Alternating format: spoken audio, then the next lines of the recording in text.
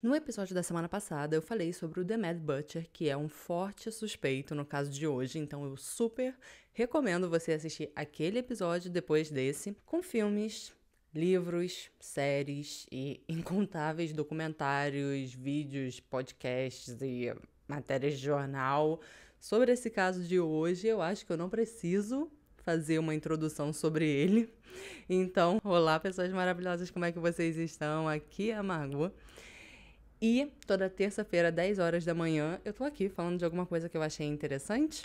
Pode ser um caso criminal, como o caso de hoje, também pode ser uma teoria da conspiração, pode ser uma lenda urbana, pode ser um acontecimento histórico, um caso curioso, enfim, né? Se você é uma pessoa tão curiosa como eu, por favor, se inscreva aí no canal e ative as notificações para não perder nenhum episódio extra, né? Já que dia e hora nós temos já. E o mesmo vale para você que estiver ouvindo esse episódio. Lembrando que os episódios do canal são lançados sempre simultaneamente no YouTube e nas plataformas de áudio. Hoje tá diferente, eu tô olhando ali porque eu tô achando muito estranho isso aqui tão claro. O fundo aqui, porque finalmente, depois de o quê? Uns 8 meses, né? Temos sol nessa Alemanha, então os dias de escuridão, frio, depressão, solidão e depressão, já falei, eu acho, estão para trás, né? Então, me recuso a fechar tudo porque hoje está sol e está calor. Então, sem mais delongas, como sempre, eu vou deixar para dar os outros recados no final do episódio. E sem mais delongas, bora para o episódio de hoje.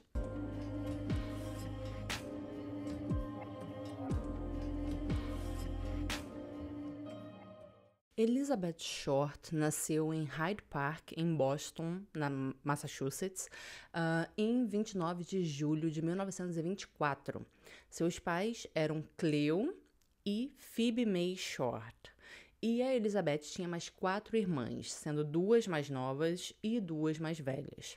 Em 1927, a família se mudou para Portland e depois para Medford, onde eles estabeleceram residência. E foi lá que ela passou a maior parte da vida dela. A família não era rica, mas eles tinham uma boa qualidade de vida até a quebra da Bolsa de Valores de 1929, que eu também falei mais no episódio passado, então super recomendo mais uma vez de você assistir o episódio da semana passada. Foi então que o negócio do Cleo quebrou, né? E ele fazia campos de golfe em miniatura. Como um monte de homem babaca por aí, né? Ele foi comprar cigarros e nunca mais voltou depois que ele faliu, né? Tô brincando, mas o carro dele foi encontrado abandonado na ponte Charlestown em 1930 e foi concluído então que ele tivesse cometido suicídio pulando no rio Charles, que passava ali, né? Mas alerta de spoiler, ele estava de boas morando aonde? Na Califórnia. Depois disso, a Phoebe se mudou para um apartamento lá mesmo em Medford com as 5 filhas. Ela trabalhava como contadora e cuidava da família sozinha. Eu não encontrei informações detalhadas sobre essa época e eu acho que também não faz muita diferença pro caso, mas ao que parece a Phoebe cuidava muito bem das meninas. Então assim, não faltava nada para elas. Tanto que a Elizabeth mesmo teve o pulmão operado quando ela tinha 15 anos. E depois disso, a Phoebe sempre mandava a Elizabeth para a casa de parentes lá na Flórida durante os meses de inverno. E isso porque, né, a Elizabeth sofria muito com bronquite e com asma. E no frio, isso só piora, né? Tanto que a pessoa pode morrer no frio, quem tem asma e bronquite, enfim. Então, ela cuidava muito bem das filhas. E um pouco tempo depois, quando a Elizabeth estava no 2º ano do ensino médio, ela largou a escola dela, que era a Medford High School, quando foi no final de 1942, quem foi que apareceu? O bonito que tinha abandonado a família, né? Ele mandou uma carta de desculpas para Phoebe, dizendo que ele estava bem, que ele estava vivo e que ele tinha começado uma nova vida lá na Califórnia. Quando foi em dezembro mesmo daquele ano, a Elizabeth foi morar com o pai dela lá em Vallejo. E sim, é a mesma Vallejo que depois seria palco pro Assassino do Zodíaco, que já tem vídeo aqui no canal. Infelizmente ainda não está no podcast, né, no áudio, mas eu vou providenciar isso. Mas voltando para Elizabeth, né, essa mudança não durou muito tempo, porque depois de várias brigas incessantes com o pai, quando foi em janeiro mesmo de 1943, ela se mudou, ou seja, ela passou tipo um mês na casa do pai dela. Ela passou pela casa de vários amigos e depois que ela conseguiu um emprego na base Exchange, no campo Cook, ela também ficou na casa de um sargento da Força Aérea que alegadamente teria abusado dela, mas isso nunca foi comprovado. Então, depois disso, né, ela se mudou para Santa Bárbara e, em 23 de setembro, ela foi presa por estar bebendo, sendo menor de idade. Lembrando que, nos Estados Unidos, a maioridade legal para beber, né, para consumir bebida alcoólica, é 21 anos. Então, não é que ela era uma adolescente que estava bebendo, né? Ela foi enviada de volta para casa da mãe dela, mas ela não ficou lá e logo ela voltou para a Flórida de novo. Nessa época, a Elizabeth tinha aí os seus 19, 20 anos. Então, quando ela voltou para a Flórida, ela conheceu o Major Matthew Michael Gordon Jr. Ele estava treinando para operações na guerra, né? Nesse caso, a Segunda Guerra Mundial, que estava ali caminhando para o fim nessa época. E essa parte da vida dela foi muito triste e provavelmente, se não tivesse acontecido, a gente nunca teria escutado falar sobre a Elizabeth Short. Porque enquanto ele estava servindo lá na Índia, né, o namorado dela, ele mandou uma carta pedindo a Elizabeth em casamento. Ela aceitou o pedido, mas quando foi no dia 10 de agosto de 1945, ele sofreu um acidente de avião lá e morreu. E isso foi um mês antes de acabar. Quer dizer, foi menos de um mês antes de acabar a Segunda Guerra. Enfim, quando foi em julho de 1946, ela se mudou para Los Angeles. Ela ficou na casa de um outro militar, o tenente do exército Joseph Gordon Fickling, que ela conhecia desde da Flórida, né, enfim. E depois ela alugou um quarto atrás de uma boate que se chamava Florentine Gardens, na Hollywood Boulevard. Nessa época, ela estava trabalhando como garçonete, mas os amigos dizem que o grande sonho, né, o grande desejo da Elizabeth era ser uma estrela de cinema. Mas até onde a gente sabe, ela nunca participou de nenhum filme, assim, não tem o nome dela acreditado em nenhum filme. Na verdade, né, ela nem teve tempo de correr atrás desse sonho. Quando foi no dia 9 de janeiro de 1947, ela deveria encontrar uma das irmãs dela que estava lá visitando a cidade, mas ela não apareceu. Algumas pessoas disseram terem visto a Elizabeth no saguão do hotel Biltmore, usando o telefone do hotel, mas o que ela estava fazendo lá, você está aí se perguntando, né? Então, a última pessoa que teve contato com a Elizabeth foi um vendedor de sapatos chamado Robert Red Manley, de 25 anos, com quem ela estava namorando. Detalhe que ele era casado. E foi ele que deixou a Elizabeth nesse hotel a pedido dela mesma. E depois disso, né, e depois que tudo aconteceu, que eu vou contar daqui a pouco, testemunhas disseram terem visto a Elizabeth andando sozinha a cerca de 600 metros desse hotel. E essa foi a última vez que ela foi vista com vida. 6 dias depois, por volta de 10 horas da manhã do dia 15 de janeiro, uma mulher chamada Betty Bersinger estava andando com a filha dela de 3 anos e encontrou um corpo. E esse corpo depois foi identificado como sendo o corpo da Elizabeth. Na hora, ela achou que era um manequim, mas quando ela chegou perto, ela viu que não era. Então, ela foi até uma casa próxima e ligou para a polícia. E deixa eu só fazer uma observação aqui, antes da gente entrar em detalhes, né, extremamente pesados, então já tá aqui o aviso. A diferença cultural é uma coisa muito engraçada, né?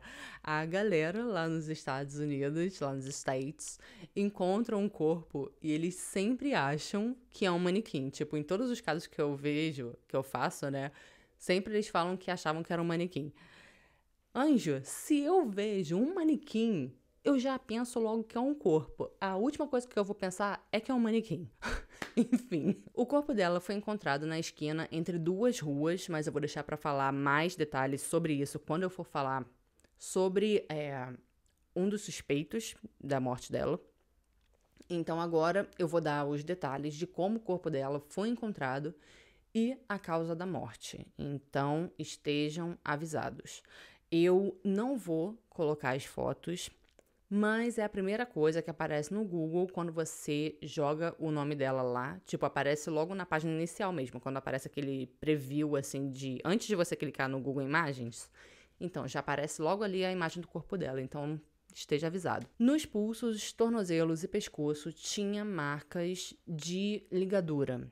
O corpo dela teve o sangue drenado, ela também tinha machucados superficiais no braço esquerdo, no antebraço direito e na parte esquerda inferior do tórax. Além disso, tinha um pedaço faltando do peito direito dela e ela tinha um corte vertical que ia do umbigo até a virilha.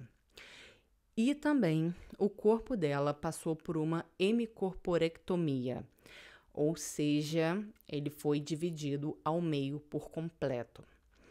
Esse procedimento foi feito após a morte dela. No rosto dela, ela tinha um corte de cada lado da boca que ia em direção às orelhas.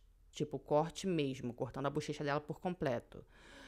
Tipo o sorriso do Coringa mesmo. E ela também tinha um hematoma na testa e um na lateral da cabeça. E foi determinada que a causa da morte foram os ferimentos causados no rosto e na cabeça dela, ou seja, quando começou a cortar o rosto dela, ela ainda estava viva.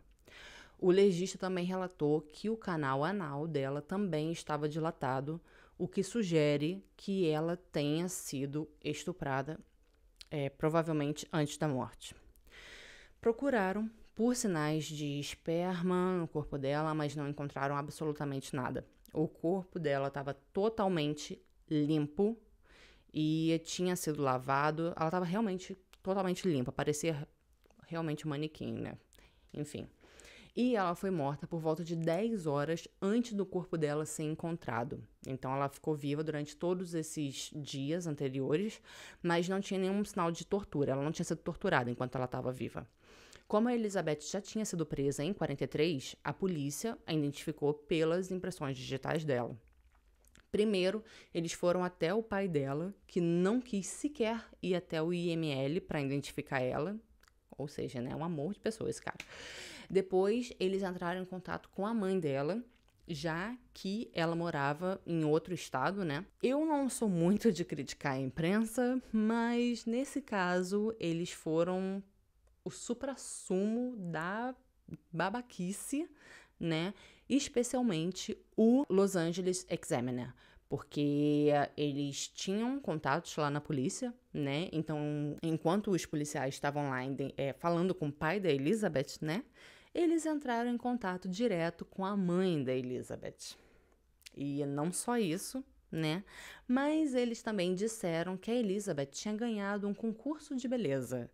E só depois que eles pegaram todas as informações possíveis, né, com a mãe dela, tudo que eles queriam saber sobre a Elizabeth, eles então contaram que, na verdade, a Elizabeth não tinha ganhado concurso de beleza nenhuma, que, na verdade, ela tinha sido assassinada.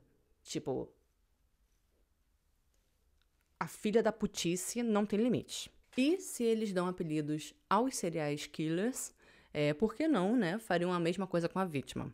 Foram escritas várias matérias super tendenciosas sobre a Elizabeth e foram eles, né, que colocaram o apelido de The Black Dahlia, ou a Dália Negra em português. Tudo o que se tem oficialmente sobre esse crime é o próprio corpo da Elizabeth, que estava completamente limpo, ou seja, não tinha nenhuma prova no corpo dela. Perto de onde o corpo foi encontrado, também encontraram um saco de cimento que estava vazio, mas tinha tipo sangue misturado com água. Como se não se conhecia, né, DNA naquela época, não se sabe se esse saco de cimento estava ligado ao assassinato, mas muito provavelmente, né? Mas não tinha digitais, não tinha nada nesse saco de cimento. No dia 21 de janeiro, um homem ligou para o escritório do diretor do jornal, né, do Los Angeles Examiner, dando parabéns pela cobertura do caso e se dizendo ser o assassino.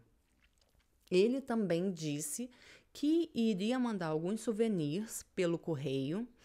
No dia 24, eles receberam uma caixa com a certidão de nascimento da Elizabeth. Eu acho que era uma cópia, mas eu não consegui encontrar se era original ou se era uma cópia, mas eu acredito que seja uma cópia. E tinha umas fotos e tinha uns papéis também junto e tinha um caderno de endereço com o nome Mark Hansen gravado na capa do caderno de endereço. Eu já vou falar mais sobre esse Mark, mas o canal é meu e eu vou dar uma opinião aqui, porque eu acho, né, que essa evidência, digamos assim, podia muito bem ser fabricada, né, tanto a ligação quanto essa caixa, enfim, porque a galera desse jornal já dá pra ver que eram, tipo, péssimos, né? Então não duvido nada que tenha sido fabricado isso, mas eu coloquei no roteiro porque isso faz parte da história, né? Faz parte do caso, então eu não queria deixar essa informação de fora, só queria deixar isso claro. Como vocês já devem imaginar, né? O caso até hoje não foi resolvido, mais de 500 pessoas até hoje já confessaram a responsabilidade pela morte da Elizabeth. Tem gente que já confessou e não era nem nascida na época do assassinato, e eles estavam confessando. Mas temos algumas teorias e alguns suspeitos plausíveis. Então eu vou falar de alguns deles agora, mas é só alguns mesmo, porque são muitos, então só alguns. Então, primeiro eu vou falar desse Mark Hansen. Ele era dono de um teatro e de uma boate, e ele frequentava a casa da Elizabeth, né? Quer dizer, a casa que a Elizabeth dividia com os amigos, né? E lembra que eu falei que ela tinha alugado um quarto atrás de uma boate. Eu não sei dizer se essa boate era dele, mas se fosse, eu acho que faria sentido, né? Uma das colegas de quarto dela disse que ele dava em cima da Elizabeth direto e ela sempre recusava os avanços dele.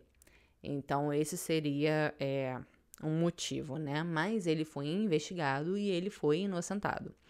O namorado dela também foi investigado, participou do teste do polígrafo várias vezes e ele foi inocentado, mas ele foi investigado sim porque, afinal, ele foi a última pessoa que teve contato com ela enquanto ela estava viva, que a gente saiba. Outro suspeito é o Demet Butcher, que eu falei no episódio da semana passada.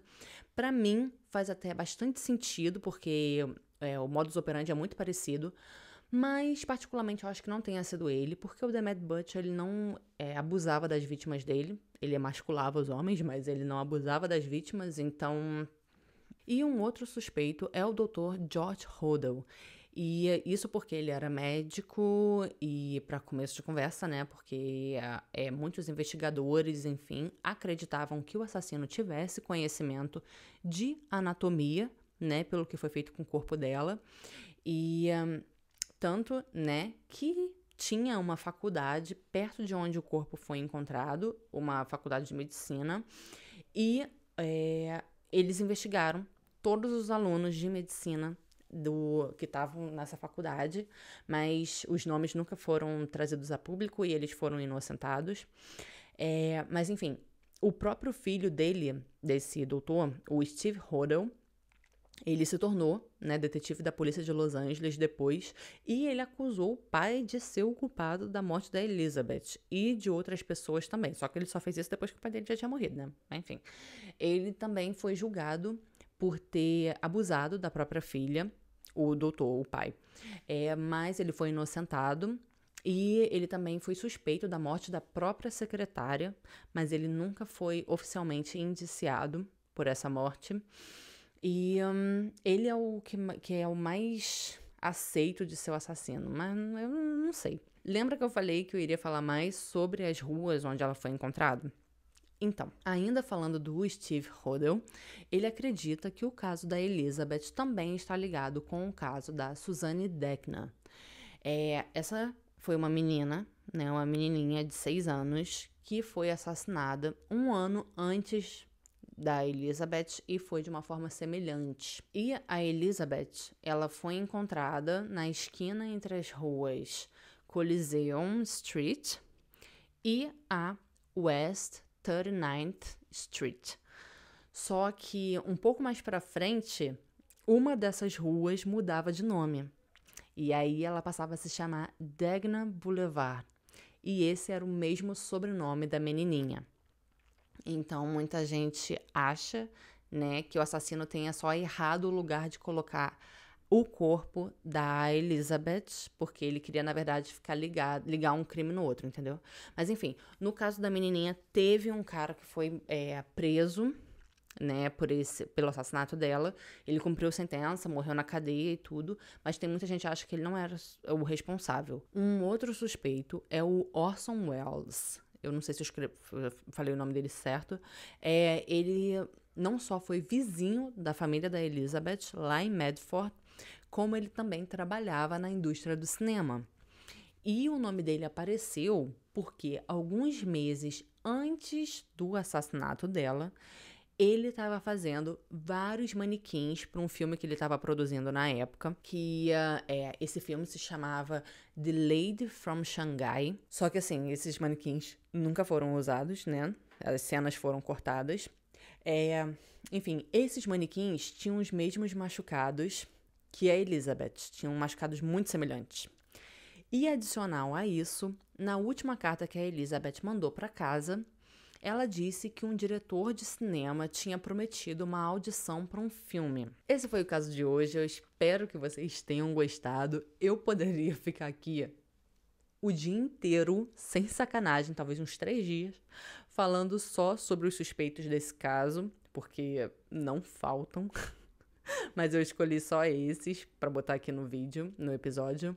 Me conta aí se você acredita que foi um desses ou se você acha que foi outro que eu não falei. Comenta aí. E eu quero contar, né, que eu abri um segundo canal porque eu comecei a sentir falta da parte terapêutica do YouTube, né? Lá de quando eu comecei, eu falava de um monte de coisa aleatória, não tinha data para sair vídeo, saía quando eu tava com vontade.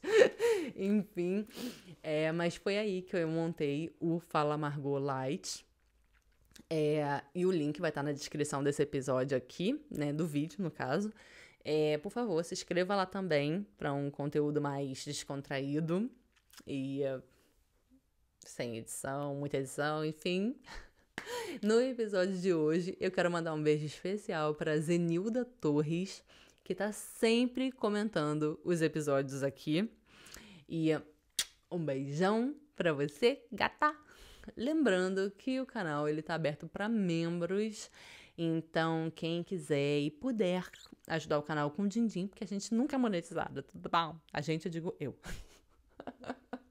Então quem quiser e puder ajudar o canal aí, o link vai estar na descrição e também tem o botãozinho de Seja Membro aí embaixo, do lado do botão de inscrever-se, por favor, se inscreva. Então, acho que é isso. Deixa eu lá aproveitar na varanda esse sol, porque hoje já vi que vai ser hoje o último dia de sol pelos próximos 10 dias. Então, deixa eu ir lá. Então, é isso. Um beijo, até o próximo episódio ou até o outro canal. Tudo bom? Beijo.